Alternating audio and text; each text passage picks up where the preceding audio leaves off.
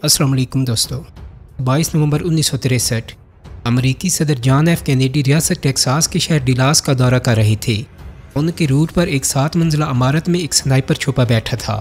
उसके हाथ में एक कारकानो राइफल थी कि जिस पर एक टेलीस्कोप भी नस्ब थी।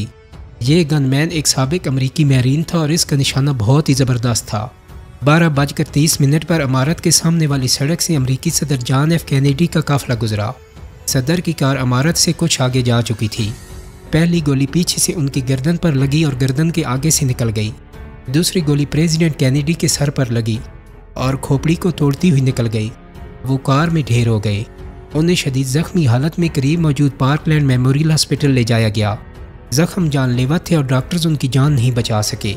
दोपहर 1 बजे तक डॉक्टर्स ने सदर को मुर्दा डिक्लेयर कर दिया। दोस्तों, जॉन एफ कैनेडी कत्ल होने वाले चौथे अमरीकी सदर थे, लेकिन उनके कत्ल की टाइमिंग बड़ी अहम थी, क्योंकि इससे कुछ दिन पहले ही अमेरिका का एक अहम तरीन इत्तेहादी प्रेसिडेंट भी मार दिया गया था। तो क्या ये दोनों वाक़यात एक ही साजिश की कड़ियाँ थीं? इन वाक़यात का वियतनाम की जंग से क्या ताल्लुक़ था? वियतनाम में अमेरिका ने क्या जंगी जुराइम किए थे? अमेरिका को अपनी तारीख की पहली शिकस्त कैसे हुई? आज की वीडियो में हम आपको यही सब कुछ बताएंगे। दोस्तों, जॉन एफ कैनेडी का कत्ल कोल्ड वार के एक बहुत ही ख़ास मौका पर हुआ था। ये वो वक्त था कि जब अमेरिका वियतनाम पर हमले की तैयारी कर रहा था। वियतनाम जनूब मशरकी एशिया के इस खत्ते में, जिसे इंडो चाइना कहते हैं, वाक़या था। इसके साथ कंबोडिया, लाओस और चीन के बॉर्डर्स भी मिलते थे। वियतनाम ने सेकेंड वर्ल्ड वार के बाद फ्रांस से आज़ादी हासिल की थी, लेकिन आज़ादी की लड़ाई के दौरान ही वो शुमाली और जनूबी वियतनाम में बढ़ चुका था। शुमाली वियतनाम में कम्युनिस्ट लीडर हो ची मिन्ह ने अपनी हुकूमत कायम कर ली थी। उनका दारुल हुकूमत हनोई था, जबकि जनूबी वियतनाम का दारुल हुकूमत साइगान था और वहाँ पर प्रेसिडेंट नो डेन की हुकूमत थी। तो अब सूरत हाल यूँ थी कि शुमाली वियतनाम अपने जनूबी हिस्से को अपने साथ शामिल करके एक मुतहदा वियतनाम कायम करना चाहता था, और इस मंसूबे में शुमाली वियतनाम को चीन और रूस की भरपूर मदद हासिल थी। ज़ाहिर है, ये दोनों ममालिक समझते थे कि एक मुतहदा वियतनाम इनके कम्युनिस्ट ब्लॉक में एक अच्छा इजाफा होगा, लेकिन दूसरी तरफ अमेरिका समझता था कि so called free world leader होने के नाते उसका ये फ़र्ज़ है कि वो जनूबी वियतनाम को एंटी फ्री वर्ल्ड यानी कम्युनिस्ट ब्लॉक का हिस्सा बनने से बचाए। चुनांचे वियतनाम में अमेरिका की सोवियत, रूस और चीन से एक प्रॉक्सी जंग शुरू हो गई। इस जंग में ऑन ग्राउंड कम्युनिस्ट गोरिल्लाज लड़ रहे थे, जो जनूबी वियतनाम की फोर्सेस पर छापामार कार्रवाइयाँ करते थे, क्योंकि ये रहते जनूबी वियतनाम में थे, लेकिन ये इत्तेहादी शुमाली वियतनाम के थे और ये कम्युनिस्ट इनकलाब के लिए काम कर रहे थे। दोस्तों, आपके जहन में ये बात रहे कि शुमाली वियतनाम के गोरिल्लाज के अलावा एक पूरी फ़ौज अलग से भी थी, जिसे आप शुमाली वियतनाम की आर्मी कह सकते हैं। ये जंगजू वियतनामी गोरिल्लाज कहलाते थे और इन्हें चीन और सोवियत रूस की फ़ौजी मदद भी हासिल थी। लेकिन इनके मुकाबले के लिए अमेरिका ने जनूबी वियतनाम फोर्सेस की जदीद हथियारों और मिलिट्री एडवाइज़र से मदद शुरू कर दी, और 1963 तक अमेरिका के 17,000 मिलिट्री एडवाइज़र वियतनाम में लैंड कर चुके थे। उन्होंने वहाँ पर अपनी फ़ौजी बेसिस तो कायम कर ली थी, लेकिन अभी तक वो जंग में बराह रास्त शरीक नहीं थे, और वो सिर्फ जनूबी वियतनाम फोर्सेस को ट्रेनिंग देते थे। लेकिन हुआ ये कि 1963 के आखिर तक अमेरिकी मदद के बावजूद जनूबी वियतनाम को वाज़ेह शिकस्त हुई, और इसकी वजह ये थी कि प्रेसिडेंट नो डेन वियतनामी गोरिल्लाज को कुचलने के लिए आम लोगों पर भी जुल्म ढा रहे थे। तो इस वजह से अवाम उनके खिलाफ हो गई और वो वियतनामी गोरिल्लाज को ज्वाइन करने लगी। तो इन हालात में अमरीकी कमांडर्स ने प्रेसिडेंट कैनेडी को मशवरा दिया कि सदर नो डेन को इक़्तिदार से हटाया जाए और वियतनाम में अमरीकी फ़ौज को लड़ने की इजाज़त दी जाए। दोस्तों, सदर कैनेडी ने प्रेसिडेंट नो डेन को हटाने वाली बात तो मान ली, लेकिन वियतनाम में बराह रास्त डायरेक्ट लड़ने से इनकार कर दिया। तो 2 नवंबर 1963 के रोज़ अमरीकी CIA ने जनूबी वियतनाम में फ़ौजी बगावत करा दी।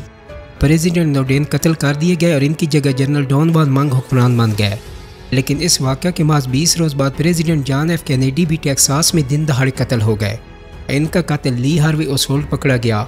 वो गिरफ्तार तो हो गया, लेकिन कत्ल के पीछे की कहानी वो कभी ना सुना सका, क्योंकि ये बताने से पहले ही उसे कैमरों के सामने पॉइंट ब्लैंक रेंज से एक नाइट क्लब के मालिक जैक रोबी ने शूट कर दिया, और बाद में जैक रोबी की भी 1967 में यानी 4 साल बाद जेल में मौत हो गई, और यूं सदर कैनेडी का कत्ल एक मुहम्मा बनकर रह गया।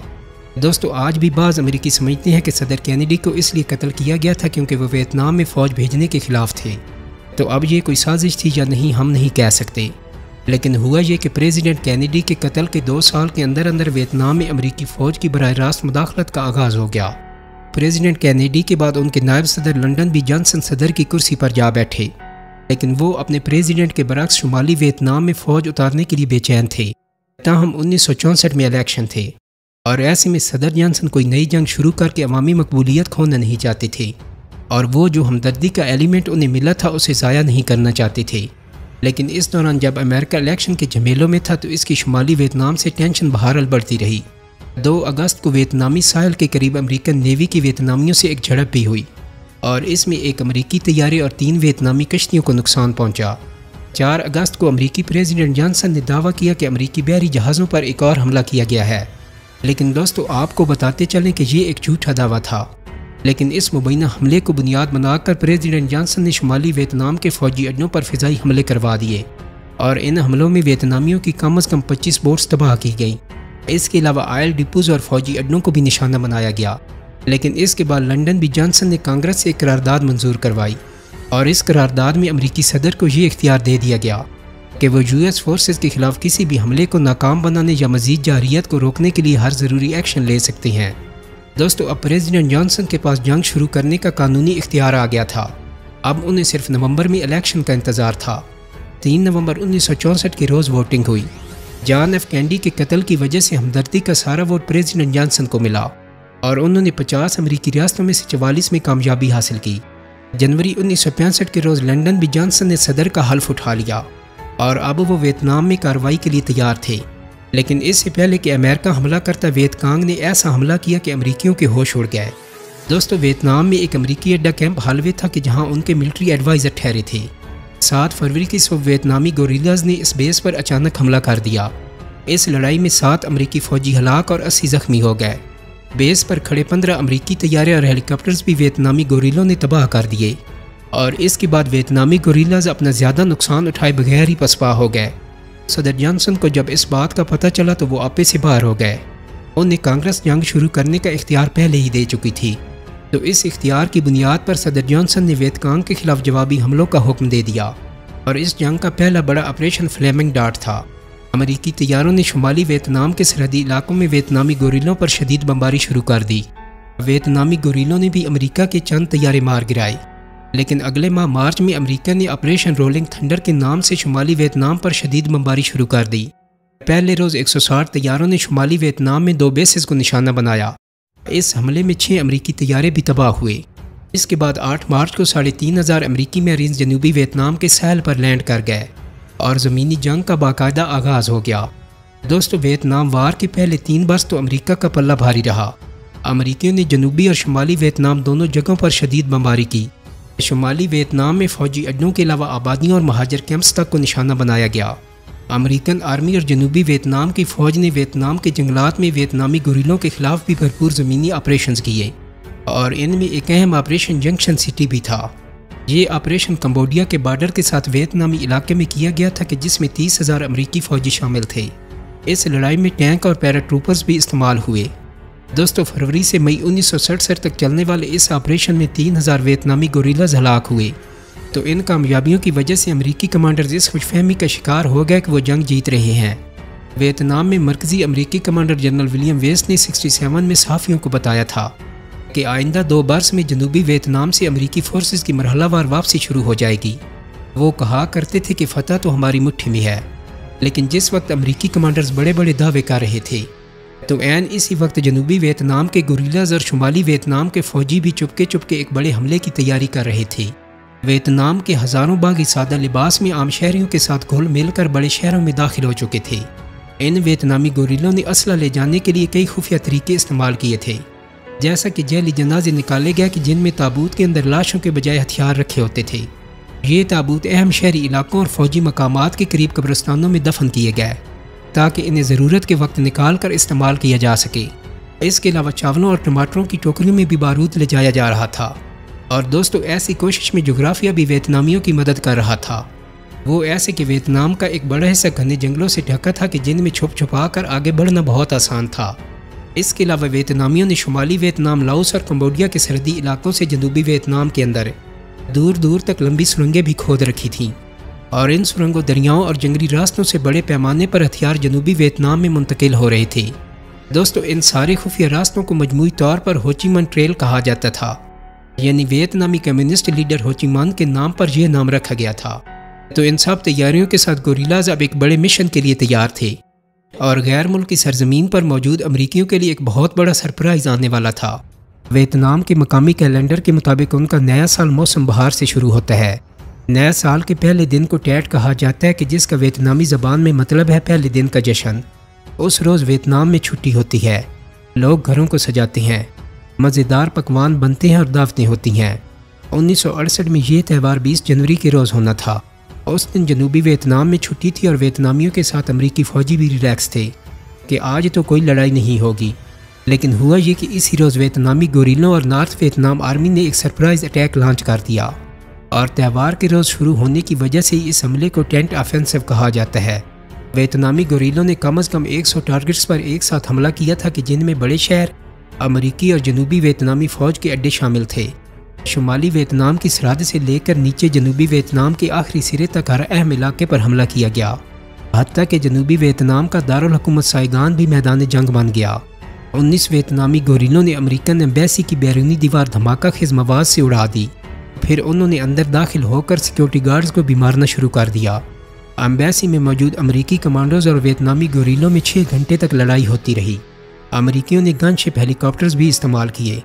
دوستو، اس حملے میں تمام حملہ آور گوریلاز اور 2 امریکی فوجی مارے گئے۔ اس مشن میں ویتنامیوں کا سب سے اہم ٹارگٹ لاؤس بارڈر کے قریب واقع امریکی بیس تھی۔ اس بیس میں 6000 امریکی اور جنوبی ویتنام کے فوجی تعینات تھے۔ شمالی ویتنام کے 15 سے 20,000 ریگولر فوجیوں نے اس اڈے کو گھیر لیا۔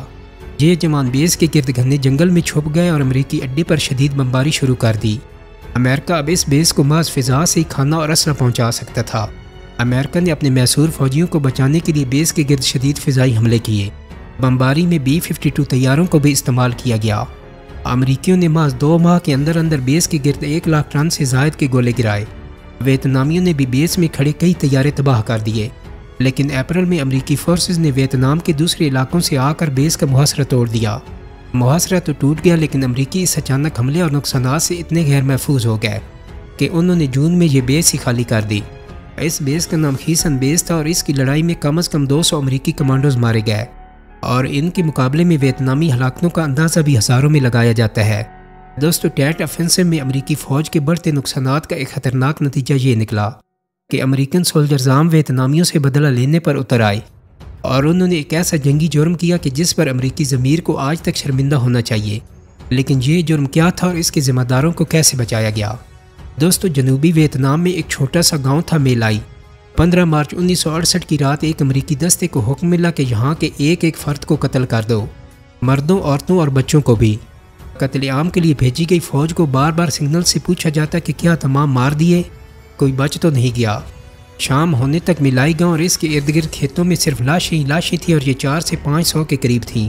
امریکیوں نے گاؤں کے گھروں اور لاشوں کو آگ بھی لگا دی، اور اس نسل کشی کی تصاویر امریکی فوج کے ایک فوٹوگرافر رونالڈ ہیبرل نے بنائی۔ ویتنامیوں کے قتل عام کا یہ واقعہ اسی روز سینئر امریکن کمانڈرز کو رپورٹ کیا گیا، لیکن سینئر کمانڈرز نے کوئی کارروائی نہیں کی۔ الٹا امریکی فوج کے میگزین سٹارز اینڈ سٹرائپس نے یہ دعویٰ کیا کہ میلائی میں 128 کمیونسٹ فوجی ہلاک کیے گئے ہیں، اور امریکی مرکزی کمانڈر جنرل ویسٹ مورلینڈ نے تو چارلی کمپنی کو مبارکباد بھی دی کہ تم نے آؤٹ اسٹینڈنگ ایکشن کیا ہے۔ میلائی قتل عام کا یہ واقعہ شاید امریکی پبلک کو کبھی پتہ نہ چلتا، لیکن ہوا یہ کہ ایک برس بعد مشہور امریکی صحافی سیمور ہرش کو اس کی بھنک پڑ گئی، اور انہوں نے ایک آرٹیکل لکھ کر دنیا کو امریکی فوج کے گھناؤنے جرم سے آگاہ کیا۔ لیکن خبر عام ہونے کے باوجود کسی مجرم کو سزا نہیں ہوئی۔ صرف امریکی دستے کے کمانڈر ولیم کیلے کے جس کے حکم پر یہ قتل عام ہوا تھا اسے عمر قید کی سزا دی گئی، لیکن یہ سزا بھی کچھ عرصے بعد کم کر دی گئی، بلکہ اسے جیل سے نکال کر گھر پر اپنی سزا پوری کرنے کی اجازت دے دی گئی۔ سینکڑوں بے گناہ شہریوں اور بچوں کا یہ قاتل 1975 میں پیرول پر رہا کر دیا گیا۔ یہ بھی جان لیں کہ ولیم کیلے نے اس قتل عام کے تقریباً 40 برس بعد معافی مانگی تھی۔ غالباً وہ اپنے آنے والی نسلوں کو کچھ شرمندگی سے بچانا چاہتا تھا، ورنہ اب اس کی ضرورت تو ہرگز نہیں تھی۔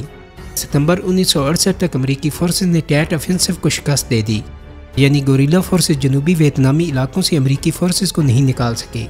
تاہم شکست کے باوجود ویتنامی گوریلے جنگلوں میں چھپ گئے اور چھاپہ مار کارروائیاں کرتے رہے۔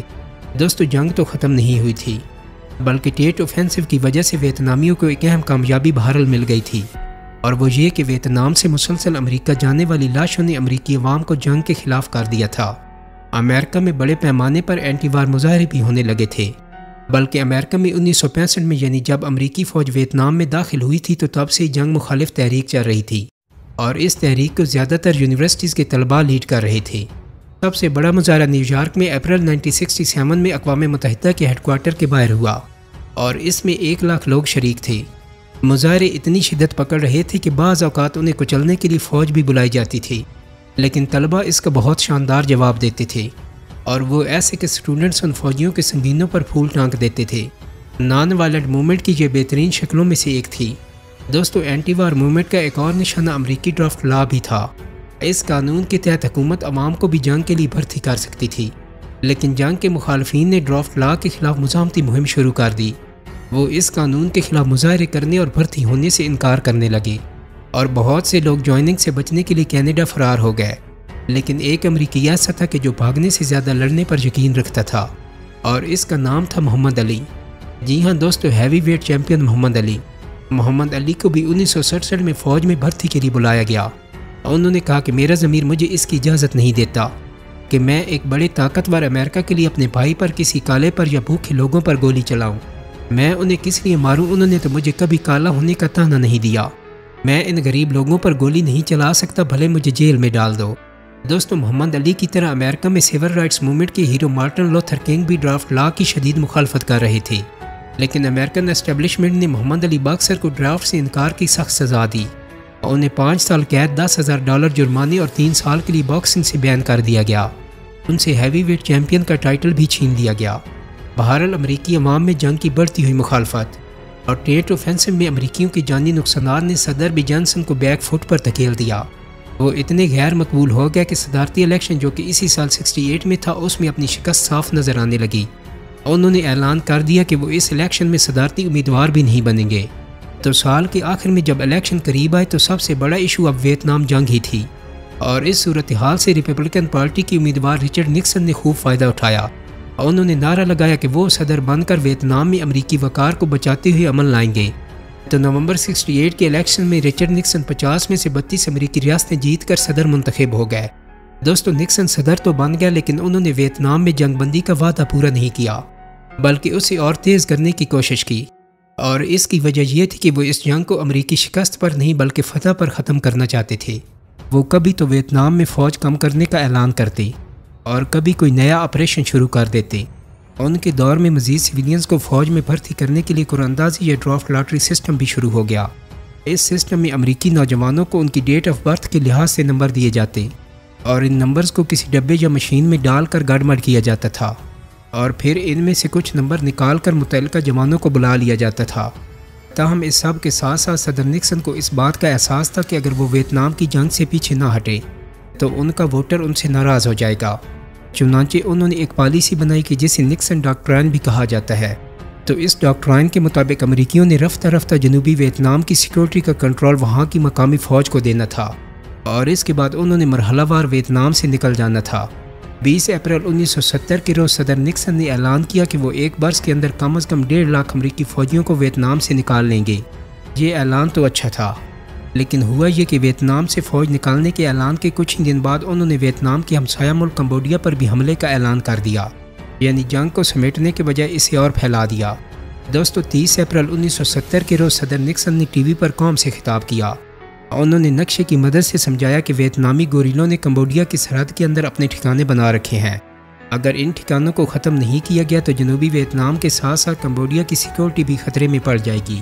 انہوں نے کہا کہ لوگ کہتے ہیں کہ اگر میں نے کمبوڈیا پر حملہ کیا تو اگلا الیکشن ہار جاؤں گا، لیکن میں نہیں چاہتا کہ 2 مرتبہ صدارت کی لالچ میں امریکہ کو ایک سیکنڈ ریٹ ورلڈ پاور بنا دوں اور اسے 190 سالہ ہسٹری میں پہلی بار شکست قبول کرتے دیکھوں۔ تو صدر نکسن کے حکم پر امریکی فوج جنوبی ویتنام سے کمبوڈیا میں داخل ہو گئی۔ اس کارروائی میں 32,000 امریکی اور 48,000 جنوبی ویتنام کے فوجی حصہ لے رہے تھے، لیکن امریکی اور جنوبی ویتنام کی فورسز دشمن کو تباہ کرنے میں ناکام رہیں، اور انہیں بھاری جانی نقصان اٹھا کر جنوبی ویتنام واپس آنا پڑا۔ اس لڑائی کے بعد امریکہ میں 338 تابوت گئے کہ جن میں امریکی فوجیوں کی لاشیں تھیں۔ ادھر امریکی فورسز شکست کھا رہی تھیں تو ادھر امریکہ میں طلبہ نے اینٹی وار مظاہرے بھی تیز کر دیے تھے، یہاں تک کہ صدر نکسن نے ان مظاہروں کو کچلنے کے لیے فوج بلا لی۔ لیکن پھر ایک بڑی ٹریجڈی ہو گئی۔ ہوا یوں کہ 4 مئی کے روز امریکی فوجیوں نے ریاست اوہایو کے کینٹ اسٹیٹ یونیورسٹی میں طلباء پر فائرنگ کر دی۔ اور اس میں 2 طالبات سمیت 4 اسٹوڈنٹس ہلاک اور 8 زخمی ہو گئے۔ تو اس ریاستی تشدد اسٹیٹ وائلنس کے جواب میں لاکھوں طلباء سڑکوں پر نکل آئے۔ امریکہ کے 200 کالجز میں ہڑتال ہو گئی اور مظاہروں اور جھڑپوں کا یہ سلسلہ پورے ملک میں پھیل گیا۔ دوستو، یہ امریکہ میں وہ وقت تھا کہ جب جنگ مخالف مظاہرین کے مقابلے میں جنگ کے حامی گروپس بھی آ گئے، یعنی وہ جو ویتنام سے جیت کر واپس آنا چاہتے تھے۔ ان کا سب سے بڑا گروپ کنسٹرکشن ورکرز کا تھا کہ جو سر پر گول ہیلمٹ پہنتے تھے، تو اسی وجہ سے اس گروپ کا نام بھی ہارڈ ہیٹس پڑ گیا۔ ان کا نعرہ تھا کہ ویتنام میں فتح کے ساتھ ہی امن ہوگا، یعنی جیت سے پہلے فوج واپس نہیں بلائی جائے گی۔ تو یہ لوگ بھی جنگ مخالف مظاہروں کے خلاف بڑے بڑے جلوس نکالتے تھے، اور ان کا نعرہ تھا کہ امریکہ لو اٹ اور لیو اٹ، یعنی امریکہ سے محبت کرو یا اسے چھوڑ دو۔ تو اس گروپ نے 8 مئی کے روز نیو یارک میں طلباء کے ایک مظاہرے پر حملہ بھی کر دیا۔ ان کے تشدد سے کئی صحافی اور طلباء زخمی بھی ہو گئے۔ لڑائی کے دوران نیو یارک کی پیس یونیورسٹی اور سٹی ہال پر بھی حملے ہوئے اور پولیس نے بڑی مشکل سے حالات پر قابو پایا۔ تو اس حملے کے کچھ عرصے بعد صدر جانسن نے ہارڈ ہیٹس کے لیڈر کو واشنگٹن ڈی سی بلا کر اس سے ملاقات کی اور اس کے پیٹریاٹزم کی تعریف کی۔ یونین لیڈرز نے صدر کو کچھ ہیلمٹس بھی بطور تحفہ پیش کیے کہ جن میں ایک پر نکسن کا نام بھی لکھا تھا۔ بہرحال دوستو، امریکہ میں بڑھتے ہوئے مظاہروں اور ویتنام میں فوجیوں کی ہلاکتوں نے آخرکار صدر نکسن کو سوچنے پر مجبور کر ہی دیا کہ انہیں ویتنامیوں کا قتل عام بند کر کے اس جنگ سے نکلنا ہوگا۔ لیکن ویتنام خالی کرنے سے پہلے صدر نکسن نے ایک بڑا اہم فیصلہ کیا، جو کہ امریکی تاریخ کا بہت بڑا پالیسی یو ٹرن بھی تھا، اور وہ یہ تھا کہ کمیونسٹ چین کو روس سے دور کر کے اپنا دوست بنانے کا فیصلہ کر لیا۔ لیکن اس کے لیے انکل سام کو اپنے 2 دوست قربان کرنا تھے۔ یہ دونوں دوست کون تھے؟ صدر نکسن کے لیے چین کو دوست بنانا زیادہ مشکل ثابت نہیں ہوا۔ اس کی وجہ یہ تھی کہ چین پہلے ہی روس سے دور ہو رہا تھا۔ مارچ 1969 میں روس اور چائنا بارڈر پر دونوں ملکوں کے درمیان جھڑپیں بھی ہوئی تھیں۔ روس نے امریکہ سے کہا تھا کہ ہم چین پر ایٹم بم پھینک کر اس کا صفایا کر دیں گے، بس آپ نیوٹرل رہیں۔ اس پر صدر نکسن نے جواب دیا کہ اگر چین پر ایٹم بم گرا تو امریکہ بھی روس کے 130 شہروں پر ایٹمی میزائل فائر کرے گا۔ تو یوں اس وارننگ کے بعد روس نے چین پر ایٹمی حملے کی بات دوبارہ نہیں کی۔ اس دوران چین اور امریکہ کے درمیان خفیہ بات چیت یا بیک ڈور ڈپلومیسی بھی شروع ہو گئی، کہ جس میں پاکستان کا کردار بنیادی نوعیت کا تھا، کیونکہ امریکی اتحادیوں میں وہی چین کے سب سے زیادہ قریب تھا۔ یہ بیک ڈور ڈپلومیسی کامیاب رہی اور جولائی 1971 میں پاکستان سے ایک طیارہ اڑا اور چین جا پہنچا۔ اس طیارے میں امریکی وزیر خارجہ ہنری کیسنجر سوار تھے۔ انہوں نے چینی حکام سے ملاقات کی، پھر وہ لوٹ آیا۔ 3 ماہ بعد اکتوبر 71 میں UN سیکیورٹی کونسل کی مستقل رکنیت، جو پہلے تائیوان کے پاس تھی، وہ چائنا کی کمیونسٹ حکومت کو دے دی گئی، اور یوں چین کو بھی سیکیورٹی کونسل میں ویٹو کا حق مل گیا۔ ظاہر ہے کہ یہ سب کچھ امریکی اشارے پر ہوا تھا، یعنی امریکہ جو پہلے تائیوان کی حکومت کو چین کی نمائندہ مانتا تھا، اس نے اب کمیونسٹ چین کو تسلیم کر لیا تھا، اور یہ ایک بہت بڑا یو ٹرن تھا۔ تو اس بات پر تائیوان میں امریکہ کے خلاف سخت رد عمل ہوا۔ تائیوانی شہریوں نے امریکی ایمبیسی کے باہر مظاہرے بھی کیے، لیکن ظاہر ہے امریکہ کو تائیوان سے کہیں زیادہ اپنا مفاد عزیز تھا، اور اگلے برس 1972 میں پریزیڈنٹ نکسن نے چین کا دورہ بھی کیا۔ دوستو، یہ چین میں کمیونسٹ انقلاب کے بعد کسی امریکی صدر کا پہلا وزٹ تھا۔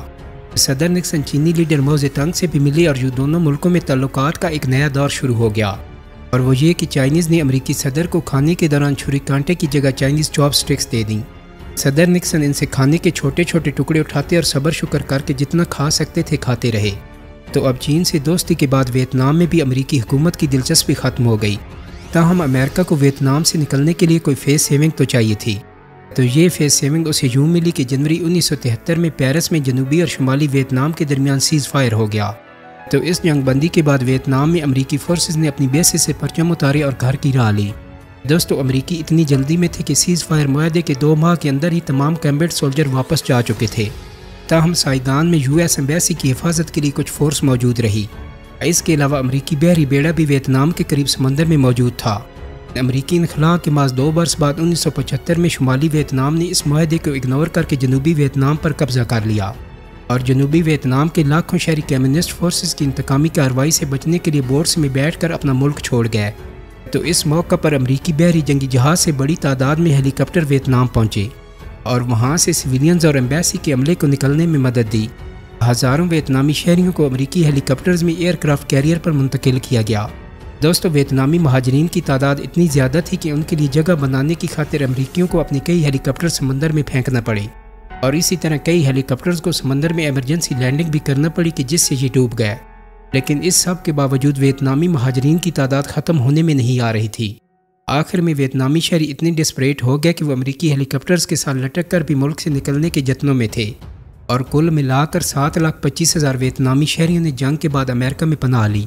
29 اپریل 1973 کے روز سائگان میں آخری امریکی ہیلی کاپٹر کچھ سویلینز کو لے کر یو ایس ایمبیسی کی چھت سے پرواز کر گیا۔ اب تائیوان کے بعد امریکہ کا دوسرا دوست جنوبی ویتنام بھی قربان ہو چکا تھا، اور یہی وہ دوست تھے کہ جو امریکہ نے چین سے تعلقات بنانے کے لیے گنوائے۔ دوستوں، امید کرتا ہوں کہ میری آج کی ویڈیو آپ کو پسند آئی ہوگی۔ میرے چینل کو سبسکرائب کرنے کے ساتھ ساتھ بیل آئیکن کو بھی کلک کر دیں تاکہ آپ کو میری آنے والی مزید ویڈیوز کے نوٹیفیکیشن ملتے رہیں۔ بہت جلد ہی ایک نئی ویڈیو کے ساتھ ملاقات ہوگی۔ اپنا بہت سارا خیال رکھیے۔